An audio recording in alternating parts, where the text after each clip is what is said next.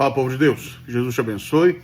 Chegamos à primeira carta aos Coríntios, no capítulo 7. Capítulo este em que o apóstolo Paulo fala basicamente sobre casamento, sobre relação entre marido e mulher, sobre como solteiros e viúvas e viúvos devem se portar. Enfim, Paulo trata de uma gama de assuntos, mas que, no fim das contas, fundamenta-se naquilo que ele já tem falado. A busca por pureza, a busca por moralidade sexual. Veja que Paulo inicia o capítulo no seu argumento mostrando que é absolutamente necessário que homem e mulher, como um casal, vivam um para o outro. Paulo entende aqui que maridos e esposas não podem se privar sexualmente um do outro por qualquer outro motivo que não o dedicar-se à oração. Então, Paulo aqui, já 2000 anos atrás, acaba com essa ideia moderna e pecaminosa de uma greve de sexo, por qualquer motivo que seja, de se privar do outro, muitas vezes como punição ao outro. Paulo entende que isso é pecado, que isso é errado. Ele entende que o casal só pode se privar das suas relações normais por se dedicarem à oração. E isto, diz o apóstolo, por um breve tempo, voltando depois às suas relações normais. Paulo segue no capítulo 7, trazendo também argumento com relação à postura dos solteiros, com relação à postura dos viúvos. Enfim, Paulo mostra basicamente que aqueles que estão solteiros, e é absolutamente necessário que se entenda o contexto em que Paulo está escrevendo a carta, um contexto de imensa e intensa perseguição, um contexto em que servir ao Senhor era muito mais difícil do que é hoje, um contexto em que se dedicar ao reino de Deus era, sem dúvida alguma, muito desafiador.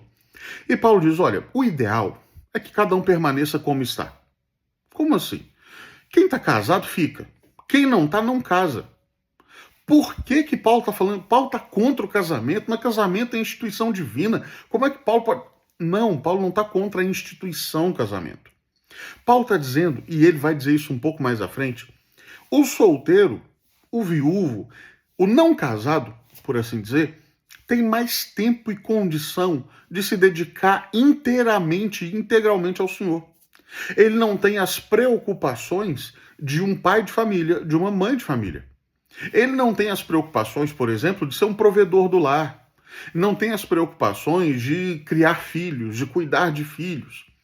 Num contexto em que há imensa perseguição, num contexto em que há um levante contra a igreja de Cristo, ele está dizendo, é melhor ficar como está. Quem está solteiro não casa. Se dedique ao Senhor o máximo que conseguir, se dedique ao Senhor com a maior intensidade possível. Por quê? Porque o tempo se abrevia, o tempo está acabando.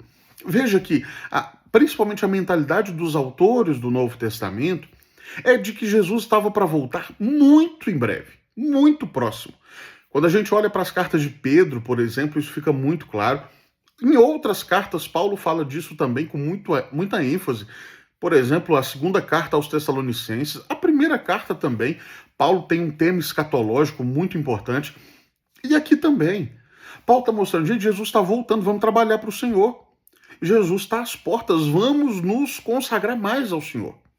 Vamos tentar tirar do caminho todas as distrações. Mas veja, Paulo não é contra o casamento. Paulo está dizendo, olha, se você não consegue se conter, e aqui a ideia é sexual, se você não consegue se manter puro sexualmente, case-se. Case-se, constitua família. Você não está pecando por isso. Mas, se você consegue se conter, se você consegue se manter puro, então não se case e consagre-se mais ainda ao Senhor. Paulo dá aqui também instruções com relação a divórcio. Tema sensível, é verdade, tema difícil muitas vezes de lidar, principalmente num mundo como o que a gente vive, em que os relacionamentos são líquidos. Os relacionamentos se desfazem com uma facilidade absurda. E Paulo está dizendo, não separa por qualquer coisa, não. Pera lá, não é assim que funciona. Não funciona dessa forma. Jesus já havia falado das condições para que o divórcio seja aceitável diante do Senhor, e Paulo aqui volta ao assunto. E Paulo diz, olha, você está casado com um incrédulo? Permaneça. Permaneça. Se ele, o descrente, quiser se separar, que vá. Mas que isso não parta de você. Ah, mas está difícil, a gente não compartilha a mesma fé, ele puxa para um lado, eu tento puxar para o outro. Mantenha-se firme ao Senhor. Saiba que você sabia muito bem desde o início que seria um desafio manter uma família nesse nível, nesse estado, nessa condição, mas faça o que deve ser feito. Você é crente? Você confia no Senhor? Você afirma que é do Senhor, que pertence ao Senhor, que seus filhos pertencem ao Senhor? Então mantenha seu casamento de pé.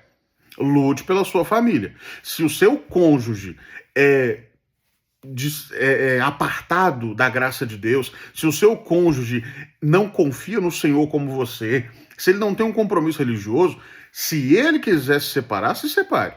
Mas que isso nunca parta de você, que afirma ser cristão. Que isso não parta de você, que afirma confiar no Senhor. E veja, eu não estou aqui tratando das condições ou das possibilidades que Jesus abre para um divórcio. Não. Estou falando aqui principalmente dessa onda absurda que acontece de divórcios por incompatibilidade de gênios. Ah, é porque a gente viu que a gente não se amava mais. A gente viu que a gente não era compatível. Ah, tenha paciência. Casamento é para manter a fidelidade até o fim. Ponto. Não é para ser fácil. Não é para ser esse mar de rosas que todo mundo tá vislumbrando, que todo mundo tá vendo na novela, no filme de romance, ou em que quer que seja, e acha que vai ser fácil sim a vida inteira. E não é. Ainda mais quando há uma diferença de fé. O que Paulo está dizendo é permaneça. Permaneça. Essa ênfase ele dá, por exemplo, no versículo 20. Cada um permaneça na vocação a que foi chamado. Verso 24, irmãos, cada um permaneça diante de Deus naquilo em que foi chamado. Permaneça. É essa a mensagem de Paulo para nós. Permaneça naquilo que o Senhor te chamou.